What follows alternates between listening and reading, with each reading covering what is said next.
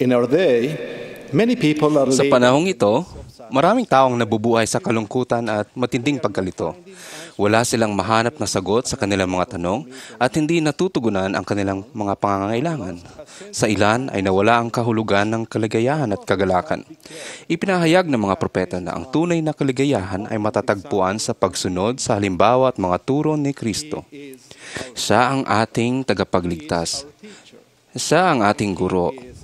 At siya ang perpektong halimbawa. Sa kanyang buhay ay puno ng paglilingkod. Kapag naglilingkod tayo sa ating kapwa, tinutulungan natin ang mga nangangailangan. Dito'y maaari nating mahanap ang mga solusyon sa ating mga paghihirap. Sa pagsunod sa halimbawa ng tagapagligtas, ipinakikita nating mahal natin ang Ama sa langit at ang kanyang anak na si Jesucristo at tayo'y higit na natutulad sa kanila. Binanggit ni Haring Benjamin ang kahalagahan ng paglilingkod na sinasabing kapag tayo nasa paglilingkod ng kapwa-tao ay nasa paglilingkod lamang ng Diyos.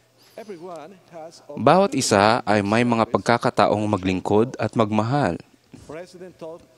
Hiniling ni Pangulong Thomas S. Monson na sa atin na saklolohan at paglingkuran ang iba. Sabi niya, matutuklasan natin na sila na ating pinaglilingkuran na nadama ang impluwensya ng pagmamahal ng tagapagligtas dahil sa ating ginagawa ay parang hindi maipaliwanag ang pagbabago na dumarating sa kanilang buhay. Mayroong hangarin na maglingkod ng tapat, lumakad ng may pagpapakumbaba at mamuhay pa ng tulad sa tagapagligtas.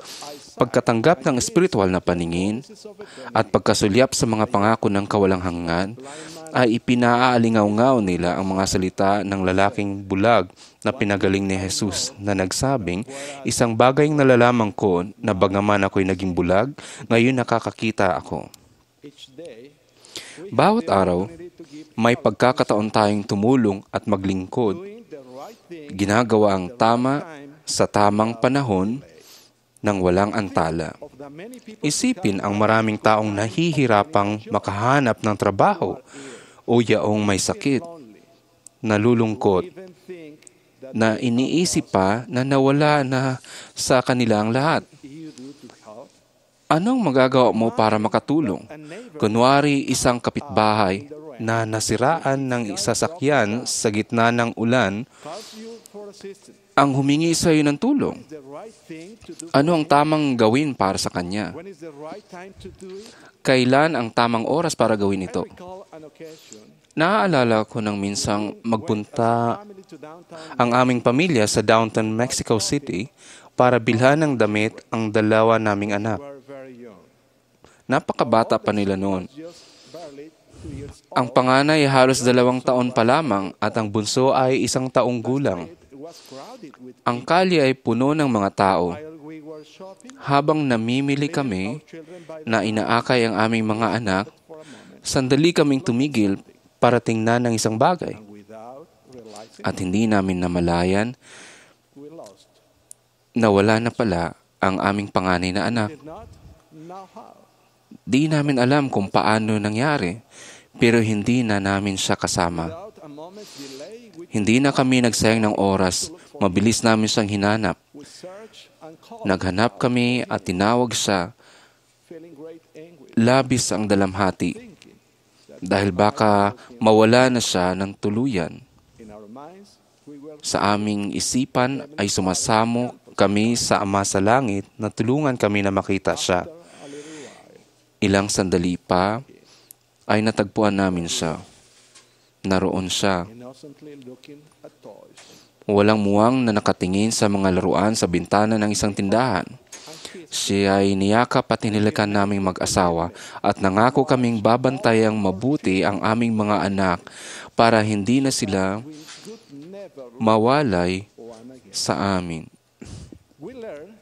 Nalaman namin na para sa kluluhan ng aming anak, di namin kailangan mag-meeting at magplano.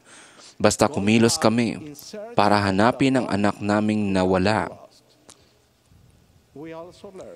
Nalaman din namin na hindi alam ng anak namin na nawawala na pala siya.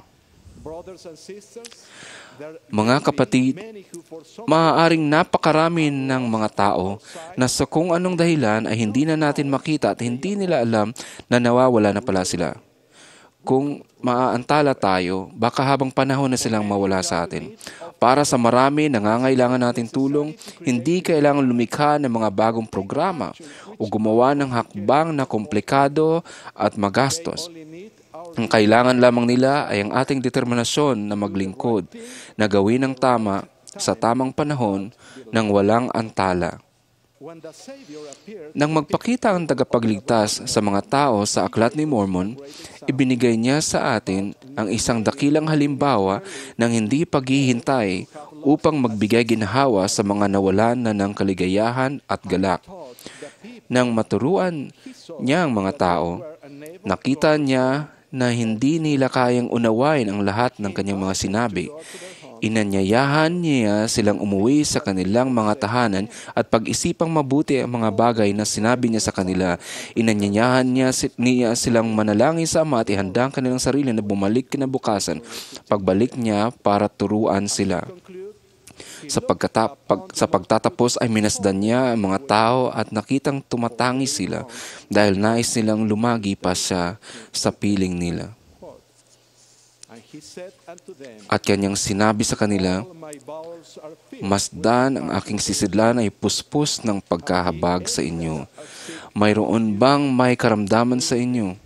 Dalhin sila rito. Mayroon ba sa inyong pilay o bulag o lumpo o baldado o kitongin o mga may dinaramdam o yaong mga bingi o yaong mga nahihirapan sa anumang dahilan? Dalhin sila rito at akin silang pagagalingin, sapagkat ako ay nahahabag sa inyo. Ang aking sisidlan ay puspos ng awa." At dinala nila sa kanya ang kanilang mga may sakit at pinagaling niya mga ito. Ang mga tao yumukod sa kanyang paanan at sinamba siya at humalik sa kanyang mga paa. Kung kaya nga't napaliguan nila ng kanilang mga luha ang kanyang mga paa. At inuutos niya na ang kanilang maliliit na anak ay ilapit at binasbasan niya ang bawat isa sa kanila.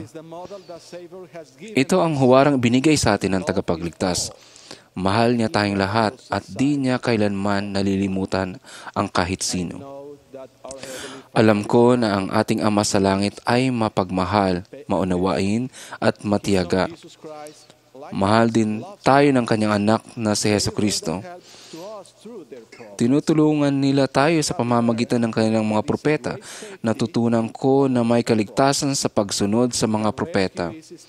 Ang pagsaklolo ay patuloy pa rin. Sinabi ni Pangulong Monson, inaasahan ng Panginoon na tayo mag-iisip. Inaasahan niya na tayo kikilos.